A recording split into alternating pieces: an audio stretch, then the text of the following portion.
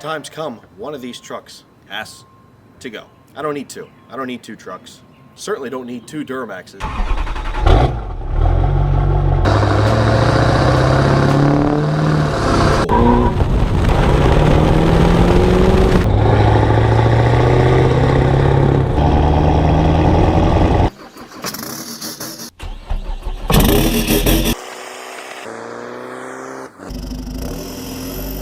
Let me go over my reasoning here. This one, my 03 Duramax, this is my second Duramax I've ever had. This I got 5 or 6 years ago with like 58,000 miles. Done a ton of mods to it because when I got it, it looked like this.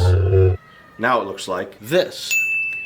So I'm kind of running out of things to do with it because it's about perfect, other than it's pewter. I mean, it's got a nice Pro Comp suspension lift. It's got nice Bilstein 5100s all around. It's got 22x14s forged. Got all the lighting upgrades. It has a nice stereo system, subs, amps, speakers are replaced, Android Auto, Apple CarPlay, custom headlights, amber all the things, Recon cab lights, Recon mirror lights. It has a full exhaust. It's got a tune. It's got a South Bend dual disc clutch setup. What more do you want? And it's a manual. Other than some big power adders like a twin turbo setup or a bigger single turbo, I'll probably put some color match traction bars in it. Maybe like a new tonneau cover. I don't know. There's not a whole lot left to do on this truck. It's just set up so nicely. I don't want to mess with what works, and it works very, very well. Is it a great daily driver?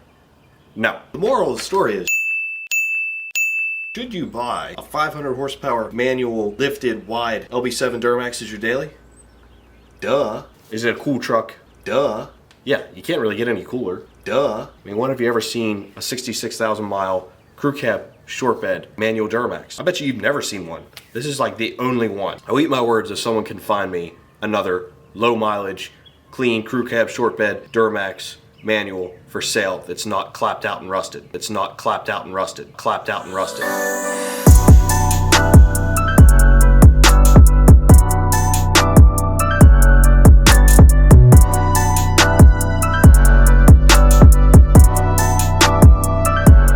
It's been nearly flawless since I got it. Just some brakes, some suspension components here and there. So it'd be kind of a shame to get rid of this one because it's so unique and rare. Then again, it's kind of finished. It's kind of done.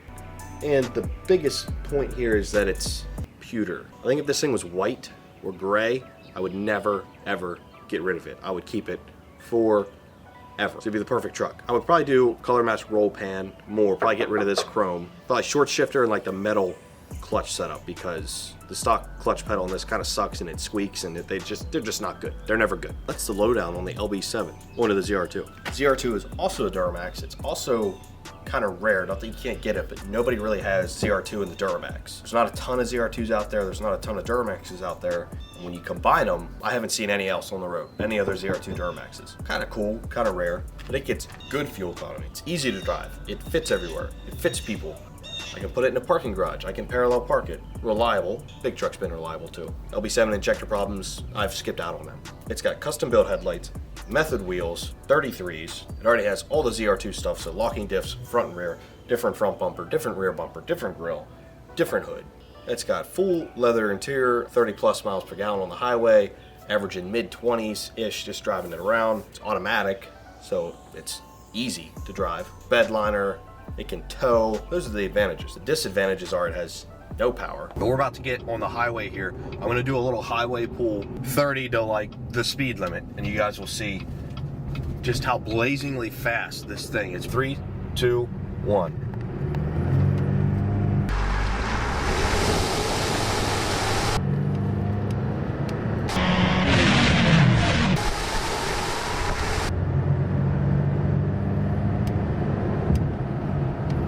Sounds okay.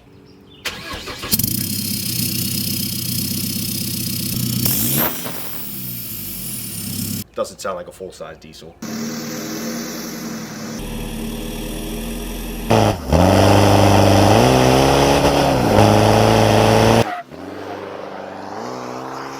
Doesn't have as much room as my big truck. Doesn't really garner as much attention.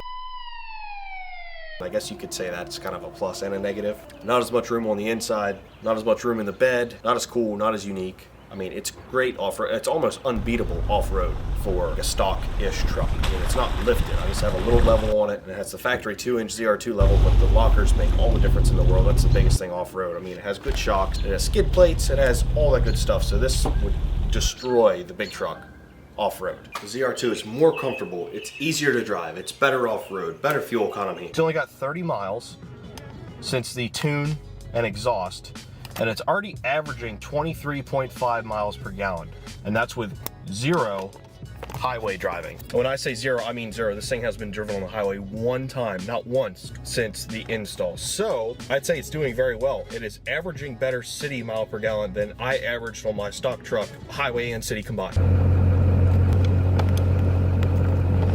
Just better for daily driving in general. Whereas the LB7, not as easy to drive every day, that's for sure. Super easy to drive. Oh.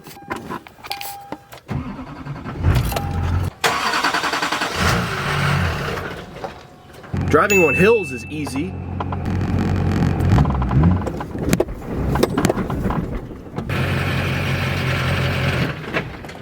No, I'll just back down the hill. It's fine. I don't have to go up the hill. I can back down. It's not a big deal. It's louder.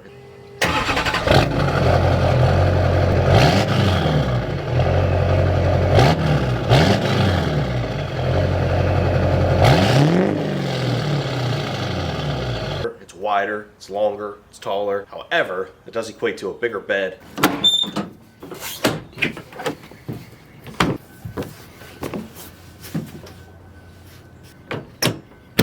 I think I can fit in there.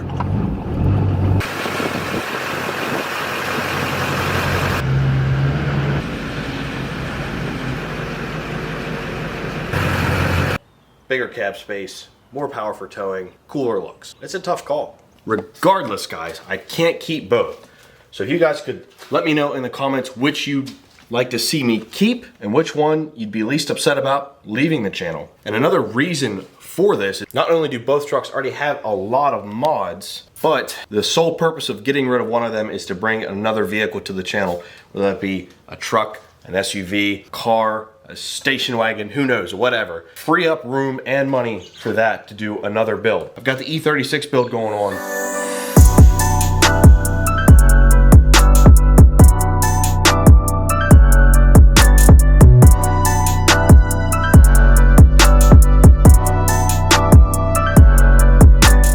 But I need something else. The E36 build is not complete because it'll never be complete. There is a ton of aesthetics and suspension and subframe kind of stuff I want to do to that. But now that the engine's in and it's running and driving, I don't need 3 running and driving vehicles right now. So I'd like to pick up something that needs work or pick up something that I want to swap an engine into. I have this engine sitting here, which I would very, very much like to use. This is a built S50 that was in that car. It is made to handle big power and have a big turbo on it. All the turbo stuff and everything is sold because that would all be swapped anyway or changed anyway. All this engine needs is a new head gasket. I blew the head gasket, and my fix for the head gasket was to put an LS1 in there. So, I mean, it worked. It fixed the head gasket. No more head gasket leaks. And it sounds awesome.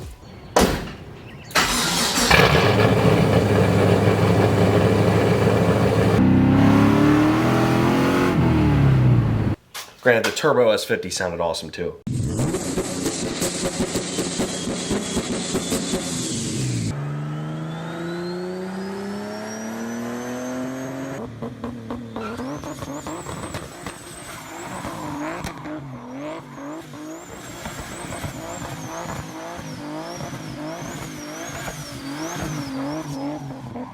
So that's about it, guys. Help me decide which one I should keep. Also, let me know what mods you'd like to see done to it. There are a ton of things I can do to both trucks, but they're also both set up so perfectly how they are now. So give me your ideas in the comments. Also, give me your ideas for a new build, a new vehicle. Thanks, guys. We'll see you next time.